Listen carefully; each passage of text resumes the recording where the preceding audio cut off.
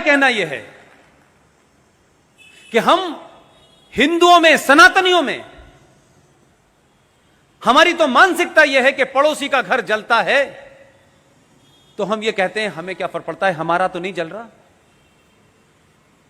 इस घटना ने, इस सीएए ने, जो सनातनियों में कंसेप्ट ही नहीं था, इसने हिंदू उम्मा को मजबूत कर दिया है और इसने हिंदुओं की उम्मा बना दी है कि बांग्लादेश में रहने वाला हिंदू, पाकिस्तान में रहने वाला हिंदू, अफगानिस्तान में रहने वाले हिंदू की चिंता हम करेंगे। ये एक नई उम्मा खड़ी हो गई है। तो डर यह है कि उनकी उम्मा टूट गई है, इसने आपकी उम्मा बना दी है।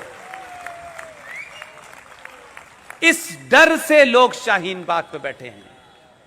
70 सालों में यादव कौन है, ठाकुर कौन है, ब्राह्मण कौन है, ये कौन है, वो कौन है, आपको बांटा, आप बटे। इसने एक ही झटके में उम्मा बना करके कहा तुम सब सनातनी हो और हर सनातनी का फर्ज है कि दुनिया में किसी सनातनी के साथ कुछ हो रहा है उसकी तकलीफ में हम साथ खड़े होंगे। यह डर पैदा हो गया है। तो संकट यह है, इसलिए यह आपने जो लिखा है, राष्ट्र की दिशा किस ओर, राष्ट्र ने अपनी दिशा बता दी, समाज को इसके पीछे खड़ा होना है। इसलिए बहुत सारे जीवन में चीजें आती हैं और इस 3 सालों के अनुभव से मैं यह कहता हूं कि अगर आप ईमानदारी से, जो आपके मन में है, हजारों ऐसे इश्यूज हैं जो आपको नहीं पता, और मेरे पिटारे में बहुत सारे इश्यूज हैं जिनको मैं पब्लिक में लाऊंगा। सिर्फ आप ये सोच करके कि ये काम हमें इसके अंजाम तक पहुंचाना है, आपका निजी कुछ नहीं है, सब कुछ मौजूद है, आपको सिर्फ उठाना है और लोगों के बीच में खड़ा कर देना है। अगर मराठे साहब ये कैलेंडर नहीं छापते और मेरी इनसे मुलाकात नहीं होती तो दुनिया भर में जिन लोगों ने मदद करके इसको बड़ा बनाया है ये छापते रहते, पता नहीं चलता। लेकिन आज ही मुझे पता चला है कई हजार कॉपी अमेरिका गई हैं। इसलिए बात छोटी सी है, अगर आपके घर पे किंगफिशर का कैलेंडर नहीं हटेगा तो ये वाला नहीं लगेगा। अब तो वो बेचारा अपना अपने कैलेंडर बना हुआ है।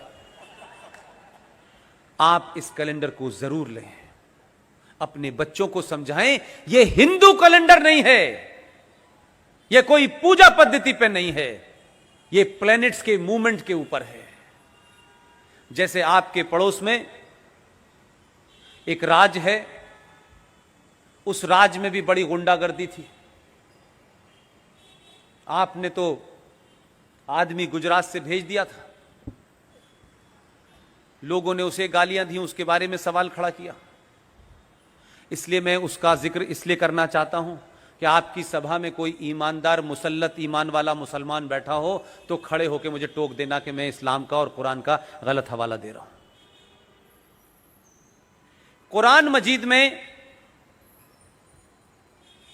एक आयत है, आयत समझते हैं जो वर्सेस होती, एक आयत है, उसका नाम है सूरे निसा। सूरे निसा क्या कहती है ये मुसलमान भले ही न जाने, आप सब लोग जान लीजिएगा। और जहां भी आपको छोटे भाई का पजामा, बड़े भाई का कुर्ते का आदमी मिल जाए, उसे रोकिएगा, उससे कहिए भाई इसका मतलब बताओ, क्योंकि हम तो जाहिल हिंदू हैं, तुम ही बताओ। मैं आपको बताए दे रहा हूं, जब वो झूठ बताए तो उसका गला पकड़ लीजिएगा। कहा कि तुम तो कुरान के भी लिए वफादार नहीं हो, तुम तो इसके प्रति भी ईमानदार नहीं हो। सूरे निसा यह कहती है कि अल्लाह मियां ने, उनका कहना है कि 1400 साल से के पहले कोई था नहीं, वहीं से शुरू हुआ है। उनका मानना है, थोड़ी देर के लिए मान लें, अल्लाह मियां ने जब आदम और हव्वा के माध्यम से सृष्टि क्रिएट की और कहा कि तुम नीचे जाओ, तो जो लोग अल्लाह पे ईमान रखते थे उनके ऊपर मुसल्लत ईमान मीन्स होता है कंप्लीट ईमान, थोड़ा बहुत नहीं। उन्होंने कहा कि जो लोग मेरे ऊपर ईमान लाए हैं, जो मुझ पे यकीन करते हैं, जो मेरे बताए रास्ते पे चलते हैं, मैं तुम्हें इस दुनिया में, इस सृष्टि में, जमीन पे भेज रहा हूं। तुम जाओ, तुम्हारे लिए सब कुछ मैंने दिया है, तुम्हारे रहने खाने पीने का सबका इंतजाम किया है, लेकिन मैंने तुम्हें कुछ शर्तें की हैं कि तुम उन बताए रास्तों से मत हटना। तुम्हें ये करना है, ये नहीं करना है।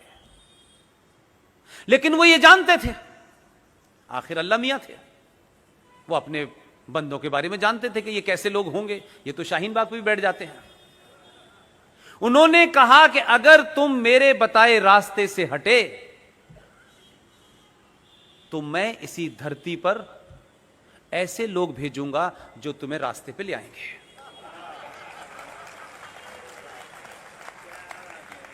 उस सूरह निसा में यह नहीं लिखा हुआ है कि मैं आरिफ भाई को भेजूंगा, रफीक भाई को भेजूंगा। उन्होंने न नाम बताया, न शक्ल सूरत बताई। उन्होंने यह भी नहीं कहा कि वो आदि आस्तीन का कुर्ता पहनेगा। उन्होंने भेजा है। और जो बार बार सुबह से लेकर शाम तक कहते हैं रब्बुल आलमीन, इसका मतलब जानते हैं आप लोग? नहीं जानते। ये जो सृष्टि है, जो ब्रह्मांड है, जो यूनिवर्स है, इसे कोई ईश्वरी शक्ति चला रही है। ये सूरज का निकलना, ये हवा होना, ये पानी बरसना, जो कुछ भी होता है, मेरा आपका यहां बैठना भी, मुझ जैसा आदमी यह मानता है कि ये उसी शक्ति के कारण है। उसकी मर्जी के बगैर पत्ता नहीं हिलता। इसे उर्दू में मुसलमान कहते हैं रब्बुल आलमीन, या नहीं, इस पूरे रब को कोई चला रहा है, वो कोई बहुत बड़ी शक्ति है, उसे वो अल्लाह कहते हैं। उसकी मर्जी के बगैर कुछ नहीं होता मेरे भाई। हमारा उस पर यकीन था, है, और जब तक यह सृष्टि रहेगी हम जैसे सनातनियों का उस पर यकीन रहेगा। हम 1000 साल तक गरीब गुलाम बने,